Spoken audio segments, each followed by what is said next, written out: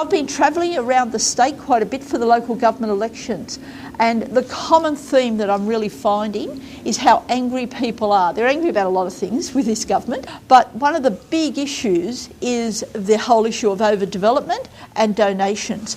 We have a website called Democracy4. This is a project that we started a number of years ago, and it's to give information, quantitative information about how much money is coming from corporations and other organisations, in fact all donations to political parties.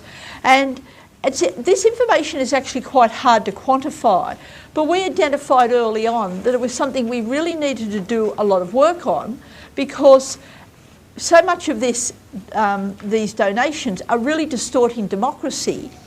And firstly, I find it turns people off often in engaging with the political process.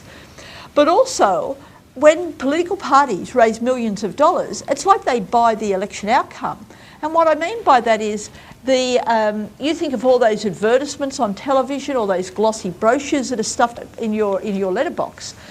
They're being paid for by the millions of dollars Labor and the Coalition raise from corporations. And it takes us away from how elections should be run, where you have a contest of ideas, where we debate what policies would be best, and people have an opportunity to judge for themselves what would be best. So much of the way our election campaigns play out is not democratic.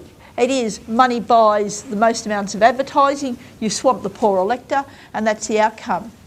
When we do this work on donations, a frequently asked question is, well, give us an example where the money's been handed over and the developer has got what they wanted.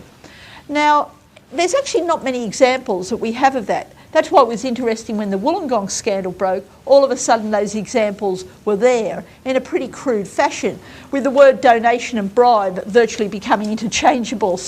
And we had often felt that we needed, and not that we wanted a scandal like Wollongong, but when you consider how change often comes about, we needed something like Wollongong to highlight how outrageous this whole donation process was. So, after years of the Greens and various community groups campaigning on this, the Wollongong scandal breaks, and then within a few weeks of that, Morris Yema does a black backflip on this policy and actually announces that he will ban political donations.